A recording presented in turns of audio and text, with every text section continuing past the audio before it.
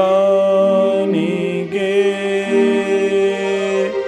सुमेरो भवन कुमार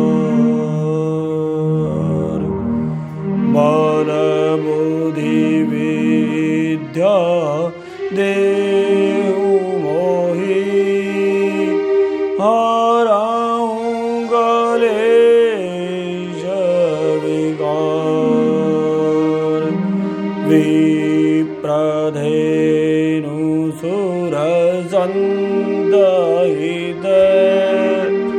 लीन मनुजे अवतार निज इच्छा निरमित तन माया गुण गोपाल हाथ वज्र और ध्वजा विराजे हाथ वज्र और ध्वजा विराजे कांधे मूंज जनेऊ साजे परशुराम जय परशुराम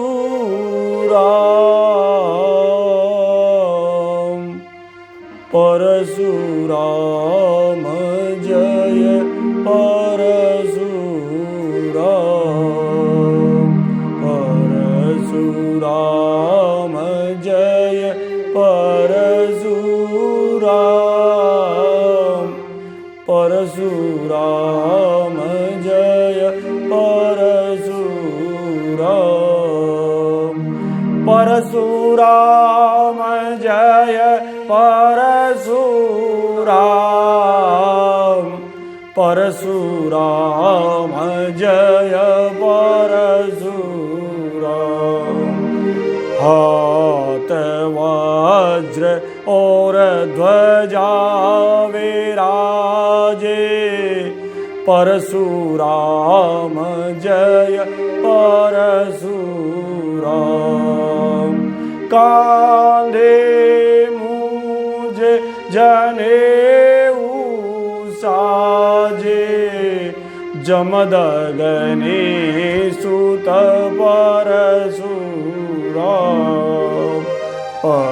परशुराम जय परशुराम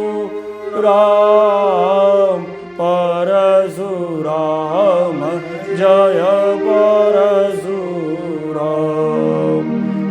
परशुराम जय परशुराम परशुराम जय परशुराम। बोले भगवान परशुराम महाराज की जय।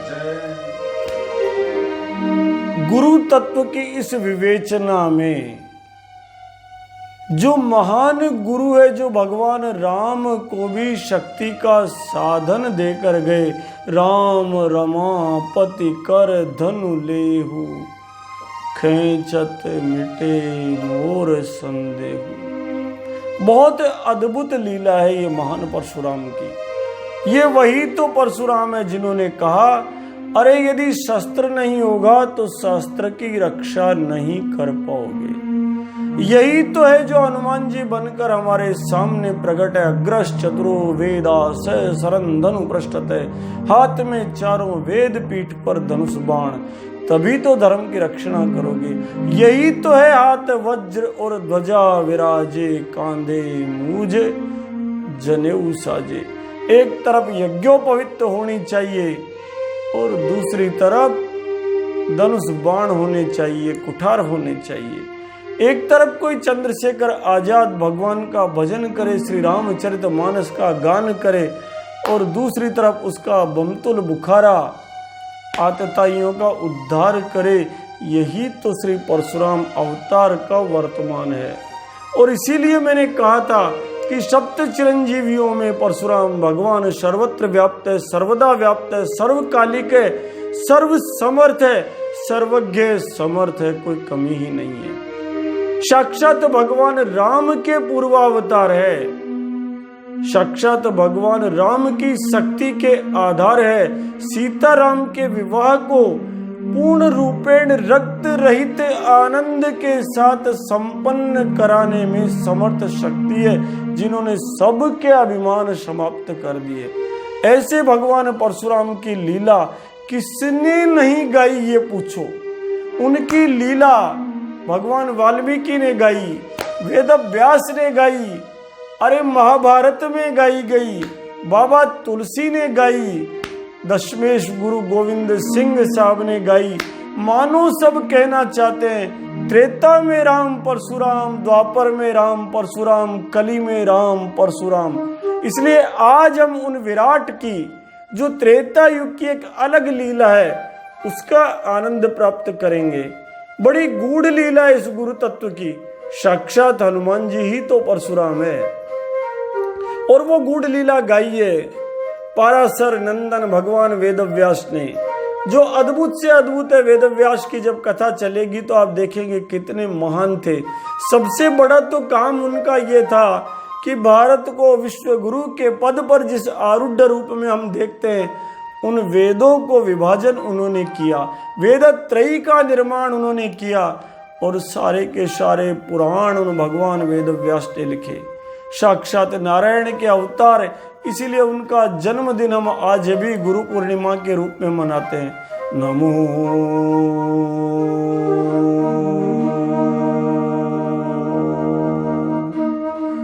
नमोस्तुते व्यास विशाल बुद्धे,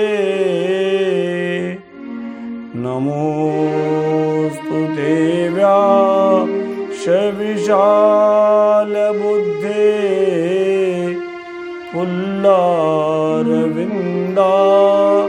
यतपत्र नेत्रे, येन त्वया भारत तेलपूर्णं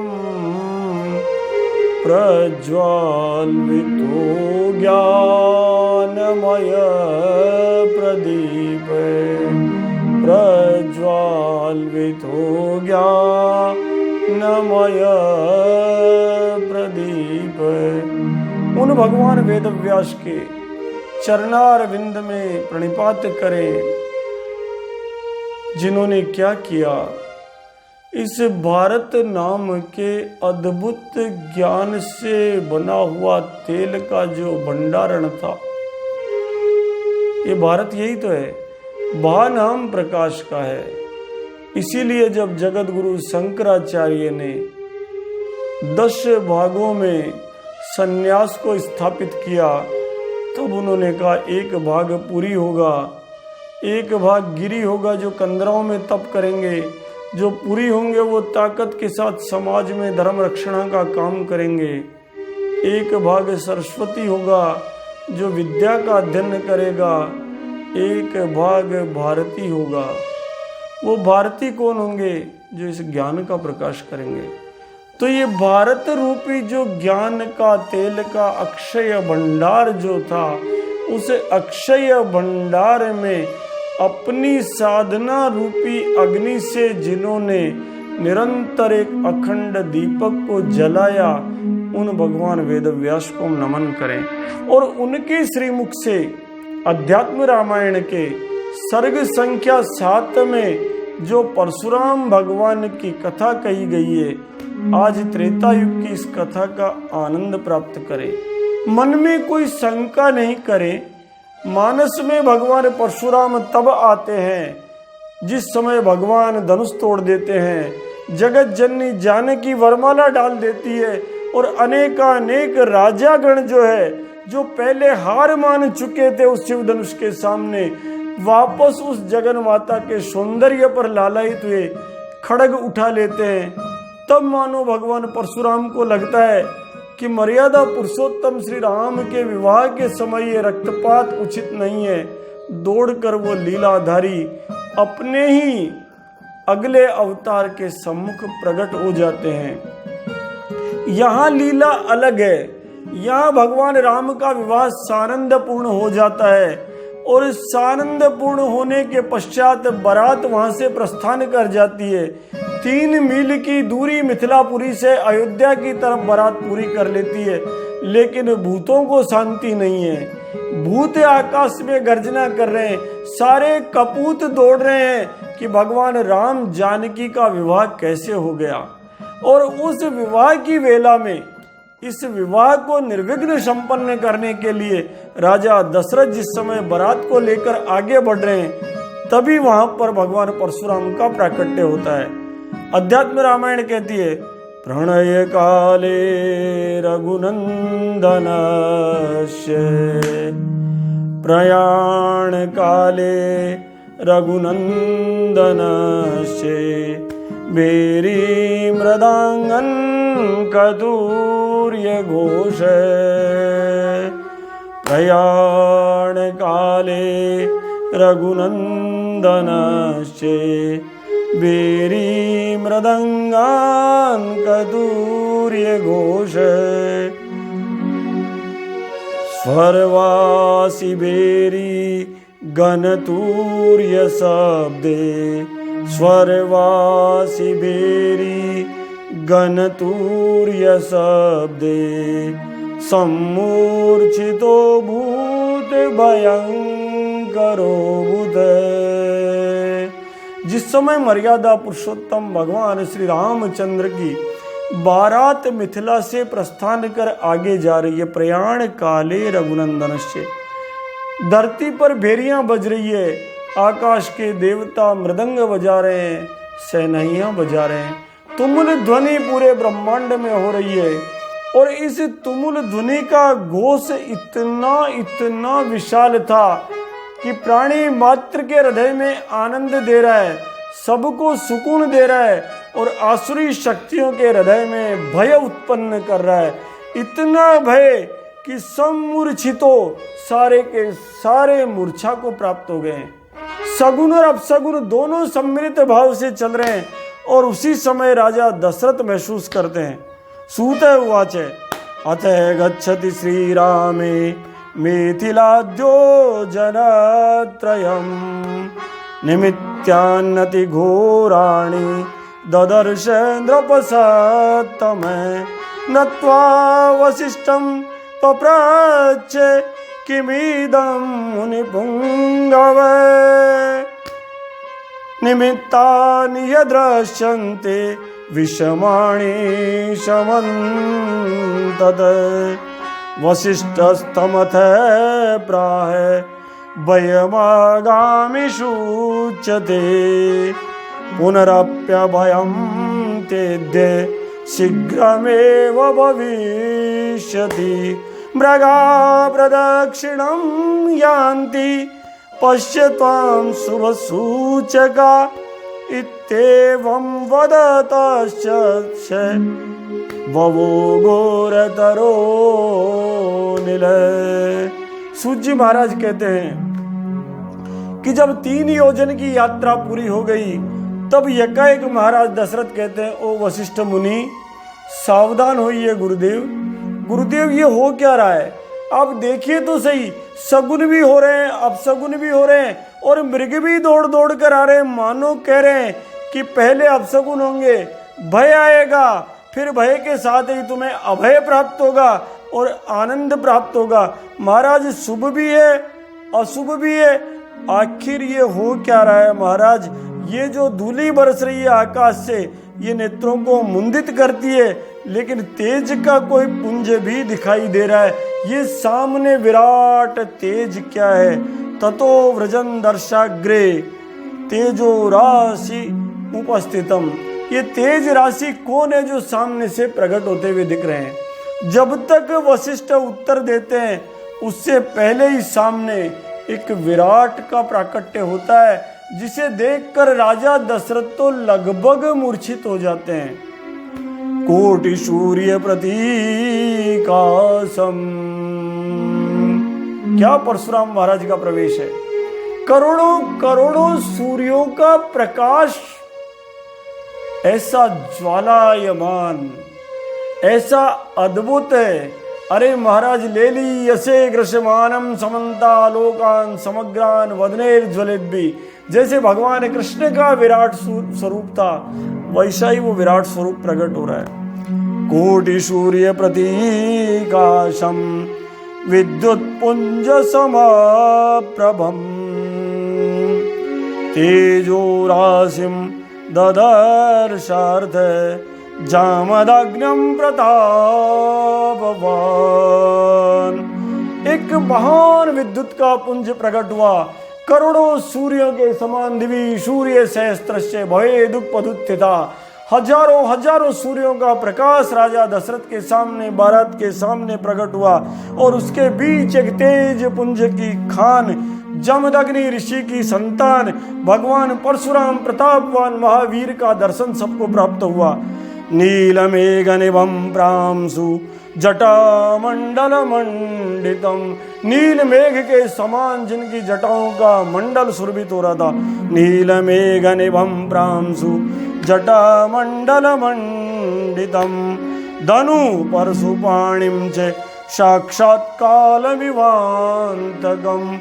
नील मेघ के समान जटाएं धारण किए हुए वो महावीर ऐसे आ रहे थे मानो साक्षात यमराज ने धनुष और फरसा धारण कर रखा हो, एक दूसरे यमराज के रूप में। कार्तवीर्यांतकम राम द्रप्त क्षत्रिय मर्दनम।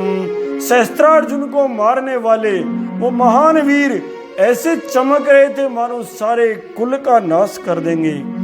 अद्यादि पूजाम विस्मृत्य त्राहि त्राहि चाब्रवीत। राजा दशरथ जब उनका दर्शन करते हैं तो वेदव्यास कहते हैं पूजा भूल गए, अर्चना भूल गए, अर्घ देना भूल गए, बस दंडवत चरणों में लेट गए। त्राहि माम त्राहि माम त्राहि माम त्राहि माम। हे विप्र रक्षा करो, हे विप्र मेरी संतान की रक्षा करो, हे विप्र मेरी संतान को अभय दो। चरणों में दंडवत लेट गए। दंडवत प्रणिपत्या है पुत्र प्राणम प्रयच्छ में। हे महाराज दंडवत आपके पैर पकड़ रहा हूं ब्राह्मण देव, मेरे बेटों के प्राण आप मत लेना। दंडवत दंडवत प्रणिपत्याहम पुत्र प्राणम प्रयच्छ में इति ब्रुवन्तं राजन् मनाद्रत्य रघुत्तम। उवाच निष्ठुरं वाक्यं क्रोधात् प्रचलितेन्द्रिये त्वं राम इति नाम्ना मे चरसि क्षत्रियादम। उस समय एक तरफ दशरथ प्रणिपात कर रहे हैं, प्रार्थना कर रहे हैं मेरे पुत्रों के प्राण छोड़ दीजिए, और दूसरी तरफ भगवान परशुराम लीला करते हुए कहते अरे राम, ओ राम तू ही राम है क्या? तू ही वह राम है क्या जिसने शंभू का धनुष तोड़ा है? और जैसे ही वो कहते हैं भगवान राम प्रत्युत्तर देना प्रारंभ करते हैं। अध्यात्म रामायण की इस लीला का हम कल आनंद लेंगे, आज के लिए बस इतना ही। त्राहि माम श्रवण सुजसु सुनि आयहूं प्रभु भंजन भवभीर। त्राहि त्राहि आरति हरण शरण सुखद रघुवीर। अर्ध्यादि पूजां विस्मृत्य त्राहि त्राहि चाब्रवीत्। अर्ध्यादि पूजां विस्मृत्य त्राहि त्राहि चाब्रवीत्।